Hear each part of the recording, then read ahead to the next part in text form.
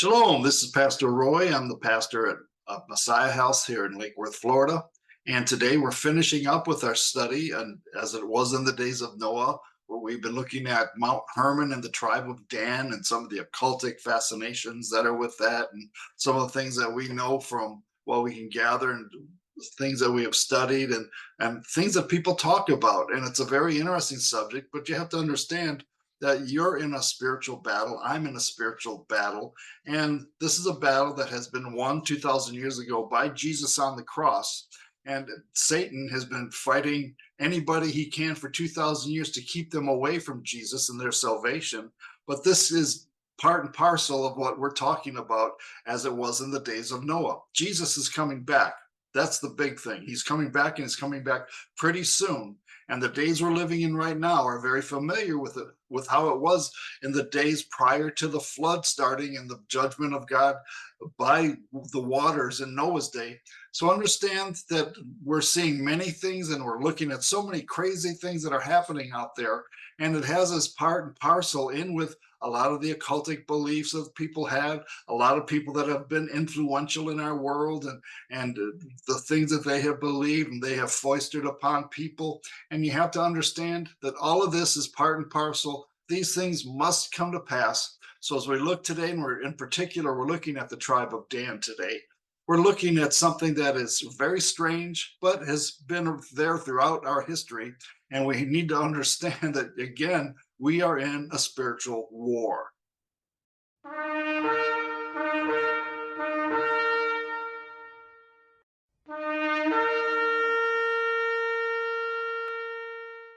This is part 4 of our study in Mount Hermon and the tribe of Dan.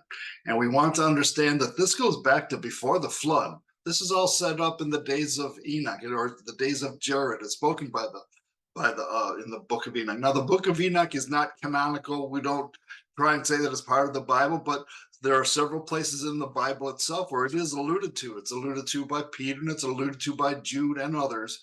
And so we want to look at this and understand what it is saying, that we need to understand about the watchers, the angelic creatures that came down, that rebelled against God, and they came to Mount Hermon in the days of Jared, the sixth from Adam. And they came to Mount Hermon, which is just north of Israel, just east of Lebanon, and just west of Syria, right in that place. It can be, Mount Hermon can be seen, but from the Sea of Galilee. So it's a mountain range that's up there. And this is part 4. And we're looking today, especially at the monarchies of Europe. We're looking today at some of the history of what the belief systems were of the people that have been there for a long time. And we want to understand one of the amazing things that in my studies that I've found, and there's no exception to this, but every US president, with no exception, has a direct bloodline relation with the British monarchs. And you say, well, what? That's kind of crazy. Didn't we get our freedom from the British, and we had our revolution, and we're no longer under the thumb of them? Well, just want to say it again. Every United States president, with no exception, has had a direct bloodline relation with British monarchs. That includes Abraham Lincoln, that includes Barack Obama, that includes the Bushes, that includes Roosevelt, all of them. So we need to understand that this is something that is bigger than what you and I can even try to wrap our mind around. Now, this information, where I got this information, it comes from Burke's Peerage, which is the Bible of aristocratic genealogy, which is based in London. So you can see there's a source there that has that. And every presidential election in America, since and including George Washington in 1789 to Bill Clinton, have all been won by the candidate with the most British and French royal genes in them. It's pretty amazing. Of the 42 presidents to Clinton, 33 have been related to 2 people: Alfred the Great, the King of England, and Charlemagne, the most famous monarch of France. So it all goes back down into something that is very deep and mysterious, that the normal person will never quite understand, but it's out there, and there it is. So it goes on. 19 presidents are related to England's Edward III, who has 2,000 blood connections to Prince Charles. So this has not stopped, and this is still going on today. The same blood lineage goes with the banking families in America as well. George Bush and Barbara Bush, for example, are from the same bloodline, the Pierce bloodline, which changed its name from Percy when it crossed the Atlantic Ocean when they came over. If America declared its independence from the European monarchies in 1776, how is it possible that every single president has descended from European monarchs? You have to ask yourself this question. Where does this come from? You say, oh, you just made that up. I'm not making this stuff up. And you say, well, where's your proof? There's the proof all over. The book I just mentioned that's in London, for example. If presidents are democratically elected, as we are told, what are the odds that we would always choose members of British and French royal bloodlines to lead us? You have to ask yourself the question. It's because these things are already set before we ever even vote. And who, in the days ahead, you want to ask yourself the question, who will be the man of sin? Who will be the Antichrist? Will he be part of this lineage, this monarchy lineage, this bloodline that goes all the way back to the days of Noah? Well, we'll see. Let's look now at the beast system that's spoken of in Revelation 13 and try to wrap our mind about some of what we just spoken of, about the bloodlines and the beast system that's coming in our world and coming into our sight even right now. Now, when you look at Revelation chapter 7, it's very interesting that the tribe of Dan's omission from the list of tribes in Revelation 7 is very well-known mystery. Every tribe but Dan is mentioned. And Irenaeus, the Christian historian from centuries ago, explains that this omission, by suggesting that the Antichrist is to come from the tribe of Dan, it's a belief which he bases on Jeremiah 8:16. And it says in Jeremiah 8:16, the snorting of his horses was heard from Dan. The whole land trembled at the sound of the neighing of his strong ones, for they have come and devoured the land and all that is in it, the city and those who dwell in it. Now, if you remember, we taught last time about the great emblems of the monarchies of Europe all have horses that are with its front feet up in the air, and that is all part and parcel of being scared by a serpent that's in the way. Now, today we want to look at also one of the great mysteries that is spoken of with the tribe of Dan, going back all the way to Samson, is the complete desire and legend concerning the bee. Dan has a bee identity, and if you've read the book of Judges, you understand that Samson, who was from the tribe of Dan, had this story that had to do with the bee. And well, let's look at this because it is very alive even today. As a matter of fact, it as recently as the Noah Bonaparte becoming emperor of France, he had 300 bees woven into his robe on his wedding day. Why would he do that? It's because of this legend. Samson, who was a Nazarite of the tribe of Dan, judged Israel during the period of Philistine domination. At the feast of celebrating his marriage to a Philistine woman, Samson proposed a riddle to the Philistines. He said, out of the eater came forth meat, and out of the strong came forth sweetness. On the seventh day of the feast, the persistent bride extracted from Samson the interpretation of the riddle and related its meaning to her people, viz., that the carcass of a young lion, which Samson had killed with his bare hands, had attracted a swarm of bees who produced honey inside. And this is what Samson had found, and this is what his riddle was all about. Samson paid the wager. Now, because the answer to this was exposed and he lost the wager, Samson paid the wager by slaying 30 Philistines, after which his wife was taken from him. And angered by their treachery, Samson avenged himself by slaughtering many more Philistines and eventually the Philistine lords. Now, several obscure prophecies in the Bible point to the fact that the tribe of Dan may indeed produce the man of sin, the Antichrist. And we want to keep this in the back of our minds, that the Antichrist will be somehow related to one of the 12 tribes. So let's look at Samson and his riddle. In the context of these prophecies, Samson's riddle appears to be a prophecy about the descendants of the tribe of Dan one day trying to destroy the tribe of Judah in jealous revenge for God's judgment on their idolatry. And from the carcass of the young lion, which would be Judaism, the tribe of Dan, typified by the bees, will attempt to produce a golden age symbolized by honey. And this is what you may not understand that. I don't really understand all of it either. You may look at it and so what? What is this? But there are those who take this very seriously, and in their lineage and in their legends, they believe that they are from the tribe of Dan and that they are going to rule and judge the world. Remember, the biblical admonition to bless the descendants of Abraham should also include exposing the identity of the man of sin, who will by deception lead many Jews to their destruction. And we're seeing this even happening right now. Now, the nobility of Europe, the royal houses, through the ancient Merovingians, plan to rule the world from their future throne at Jerusalem. This is part of what they have stated. This is out there. And the royal lineage, they all claim to be from the tribe of Dan, and they all believe that they are going to rule someday.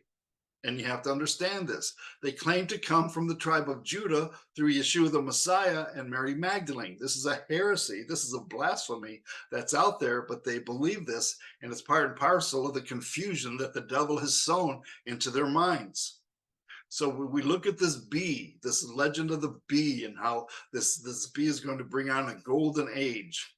Now, bees are regarded as a symbol of the tribe of Dan, linked, of course, with Samson's riddle. For example, again, Napoleon Bonaparte was, when he's crowned as emperor, he insisted that his coronation cloak include 300 bees embroidered into it, apparently evidencing his desire and identity with the Merovingians and the tribe of Dan. This is what that was all about. And this belief system is still in place today with the Mormons and other people that are involved with the nobility of Europe. Later, when Napoleon married Marie-Louise Habsburg, he insisted that these same bees be embroidered into her wedding gown. The Merovingian legends and the Magdalene heresy, which I just spoke of, are taken seriously by the royal families in Europe and among the powerful activists behind the European Union even today. This is their belief system. It's also interesting that the Mormon Church accepts the Magdalene heresy and that the state symbol of Utah is actually the bee. Remember, the belief system is Jesus came down from the cross, had children with Mary Magdalene, and this is where the bloodlines of the European royalty came from. It's blasphemy, it's heresy, it's a lie, but we have to understand this is their belief system. And the bee is one of the symbols that they have, that they believe that this tribe of Dan legend is going to rule and run the earth someday. So we see from the tribe of Dan at first that their symbol, because Dan is going to be a viper, they changed it from the viper to the eagle, because the eagle is the enemy of the viper. And so when you look at the things that have to do with Utah, the beehive state, and all that have to do with bees, this is where that comes from. And we can see part and parcel of all of these legends and many of the shields and of the nobility of Europe, and in the flags and the symbolism that they have in all of the countries of Europe. This is where this all goes back to, this belief in who they came from and how they derived their royal blood, which they believe goes back to the tribe of Dan. And you see in the eagles and the heraldry, you see it in the horses with their hooves up in the air. It's all there. Now, the tribe of Dan, present day legends, they're all over the place. You see Dan amongst the Celts. You see Dan in Wales, Ireland, Scotland, and northern England. You see them spoken of. The Druids claimed about the tribe of Dan the same things. You see this all came from Dan moving from where they were originally located up to Laish, right near Mount Hermon, and this is where their idolatry sprung forth, and this is where the devil has used this tribe in their occultic pagan systems to bring these lies really to the world. And it's right at the base of Mount Hermon where you find where the tribe of Dan got their great foothold. So you see the tribe of Dan amongst the Vikings as well, and the Viking ships. You see the stripes on the sails of the ships, and this all goes back to the Danites, and this all goes back to the belief system of these people that think they came from the tribe of Dan. And this goes back to the Phoenicians, who were also pagans, and it goes back to the tribe of Dan, who embraced this idolatry, and they were the great sailors of the world. So the tribe of Dan, remember what the blessing was for Dan, the peoples of Dan, Don. Some of the names go right back to Dan. Remember that the blessing that Jacob gave to Dan was more of a curse, that they would be judging the rest of the tribes, and it's not that they would be judged like they were righteous, but they would be like an adder, a snake in the path. And some of the peoples of Dan, Don, Danister, Danaper, Danube, all rivers associated with the Scythians who came from Dan, Dangale, which is in Iran or ancient Persia, the Nava, a Scythian tribe as well, Dana from Lebanon, Israel to Ireland, Don, Wales. Some of these names are familiar with us, and this is where they originally came from. The Amnones, Scythia, Scotland, southwest Britain, also known as Danonia, Dani, which is the Danes of Denmark, and all through Europe you see this evidence of where the tribe of Dan was exalted and celebrated. So the sea route of the tribe of Dan, of course, is all the way through the Mediterranean, all the way up into the British Isles, and all through Europe. It's all there, and this is the thing. This is celebrated by those people who believe the tribe of Dan was something that was sacred. It's not sacred. It's pagan. It's idolatry, and this is what the many influential people in the world believe even to this day. And the symbolism is all through our cultures. It's through Western culture. It's actually through Eastern culture as well. So this is what we are looking at when we look at the days that we're living in. I don't get caught up on all of these cultic things, but I have to tell you, I see them everywhere, and it just makes me kind of smile because it just lets me know Jesus is coming back. Jesus is going to bring his truth. He is the way, he is the truth, he is the life, and he's going to bring his life and his truth to all of these lies that we live in even right now. And we see it in our money, we see it in our governmental symbolism. It's all there. We see it in the United Nations. Everywhere you look, you find this heraldry, you find this symbolism from the tribe of Dan. And I mentioned before the Merovingian dynasty that's there, that they all claim they came from. It's all there. And the world, and the great families of the world, the great monarchs of the world, all claim to have their origins found within this deep state, this heraldry, this ancient bloodline and bloodlines from certain families that they believe are going to control the world. And to a great extent today, in a worldly fashion, they do control the world. This is what we know as the deep state. And we see that it goes all the way up to those people that own the media. That's why you never hear anything against them.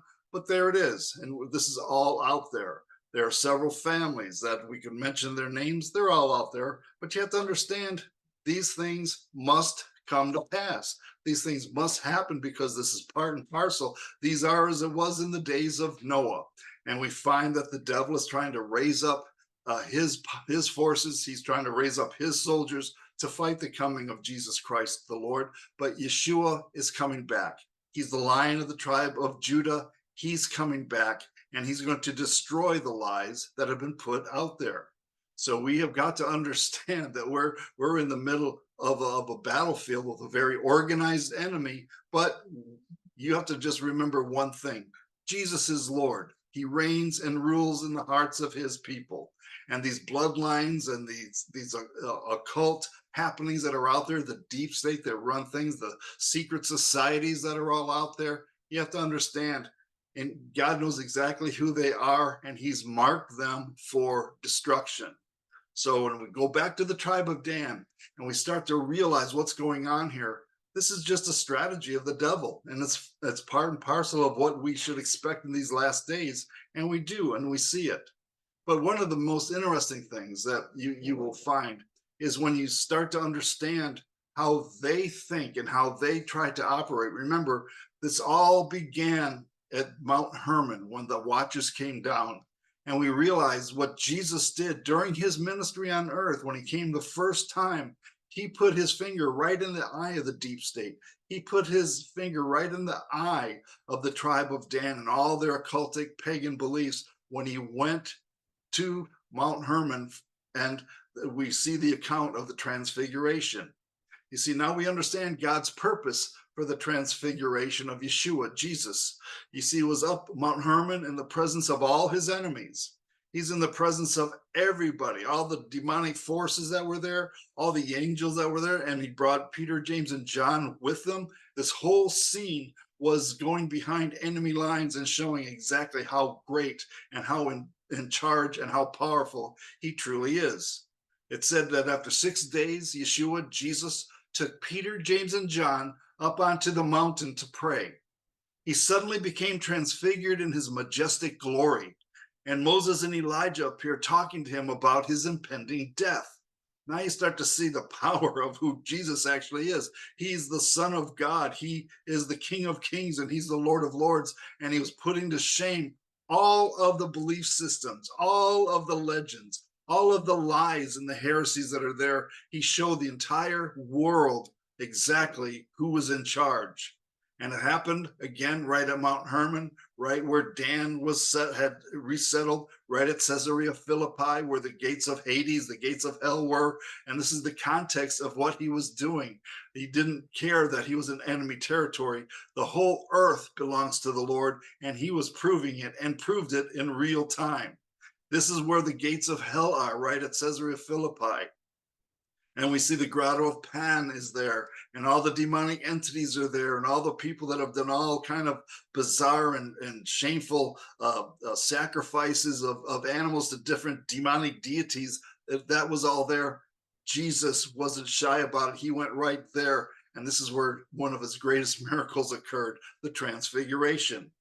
Now, Mount Hermon, at a distance of 38 miles, seen from the southern end of the Lake of Galilee, most of those water supplies that are in the Middle East come from this area in Mount Hermon. This is where the Jordan River is flowed into, and the Sea of Galilee is there.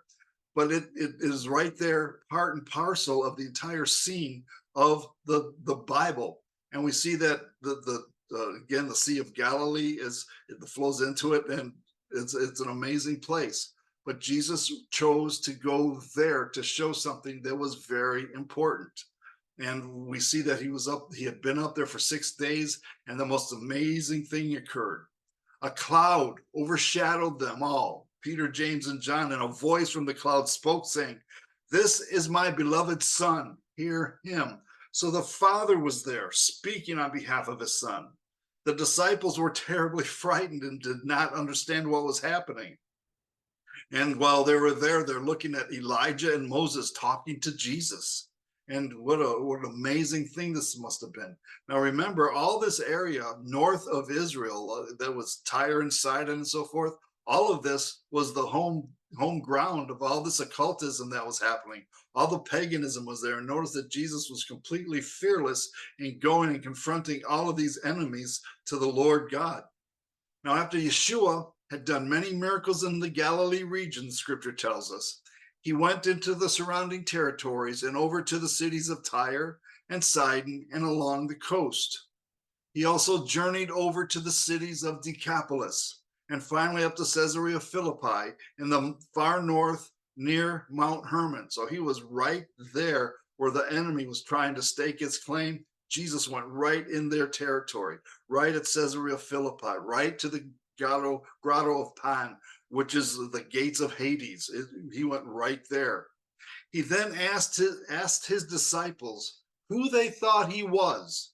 And as they were guessing, Peter said, "Thou art the Mashiach, thou art the Messiah, the Son of the living God." This is where this occurred. So the disciples understood, and they pronounced and they professed that Jesus Christ is the Son of God, the Messiah. And this is where it happened, right in the backyard where Satan was trying to stake his claim. Listen, Jesus is the Messiah, and the whole earth belongs to him. And there's no power that can stand up against the Messiah of this world. No satanic bloodlines, no demonic deep state that's out there trying to run the world. Jesus is coming back, and he's coming back for his church. He's coming back for his people, and he's coming back to destroy all of his enemies. And this is the background of what you see when you look at the transfiguration that we see in the scriptures. Now, around 6 days later, after he'd done all of this traveling to get there, Yeshua revealed to his disciples that he was the Messiah, the Son of the living God. He took Peter, James, and John up to a high mountain to pray and was transfigured before them. They got to see him in his glory. And you can just imagine they dropped to their faces. They were in the presence of God. He wasn't just Jesus, the human being that they had been around. No, he became radiant. He was in his glory, and they were there right before him.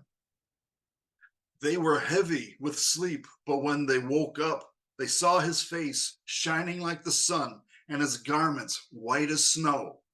They also saw Moses and Elijah talking with them, and they became filled with fear.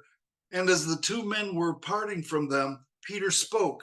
He said, "Master, it is good for us to be here. Let us make 3 tabernacles, one for you, one for Moses, and one for Elijah."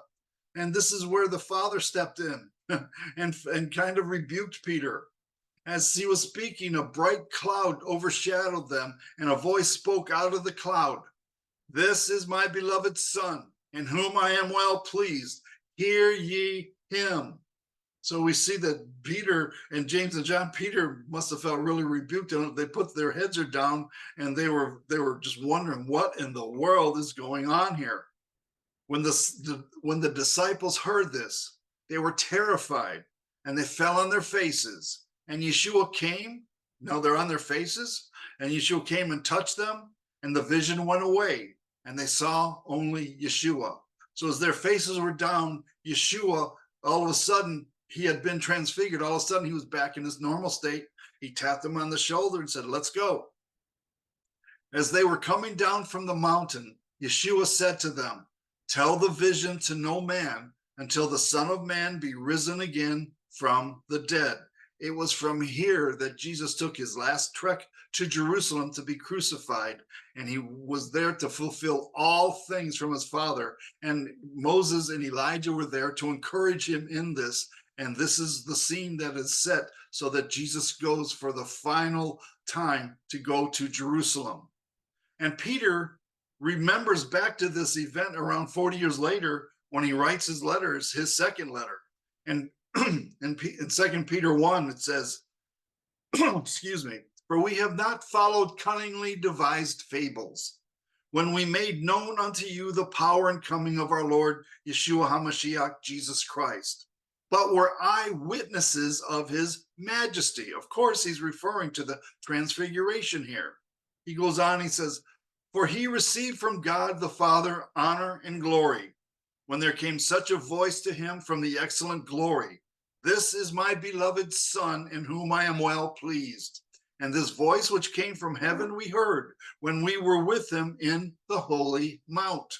And of course, he's referring to this time when he was up on Mount Hermon in the backyard of the devil, in the backyard of all of these arrogant, demonic entities that think that they're so big. They're nothing compared to the Son of God, the Son of Man, Jesus Christ, the Messiah, the living Son of the living God, the Lion of the tribe of Judah. Now, the Greek word, it's interesting, is metamorpheo, which means to transform or transfigure. And this is the word used here in this account. Both Matthew and Mark use the same word, metamorpheo, in Matthew 17 and in Mark 9. Luke did not mention the word transfiguration, but he said that the appearance of his face changed. Now, Matthew said that his face shined as the sun, and Mark said that his clothing became as light, exceedingly white as snow, trying to explain the transfiguration. Now, what had actually happened was that Yeshua, Jesus, whose glory was veiled in flesh, became unveiled to the 3 disciples, and they beheld his glory, the same glory that will be seen when he returns to set up his kingdom, which will never pass away. And this is what we're looking at now in the days of, these are just like the days of Noah. His glory is coming to earth, and we wait anxiously for his coming. Paul also used this word metamorpho to describe the transformation of the believer in Messiah, you and I, found in Romans 12 and 2 Corinthians 3. So we understand that Jesus was changed to show the disciples who is boss, who's in charge, who is the one who is running this thing. And it is the Lord, it is Jesus. The judgment that we see today on planet Earth, all over the place, is because Jesus is coming back and the earth is being judged. And what we need to understand is that the only safe place to be is in Jesus Christ. There's no nation that you can travel to and be safe.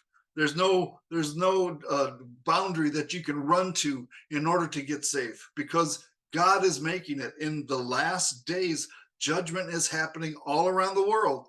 And you've got to understand that the only safe place to be, the only safe harbor there is in Jesus Christ, the resurrected, living Son of the living God, the Messiah of this world. God bless you. We'll continue with a new presentation beginning next week. Have a great day, and I hope you enjoyed the study of Mount Hermon and the tribe of Dan. God bless you. Have a great week. Bye-bye.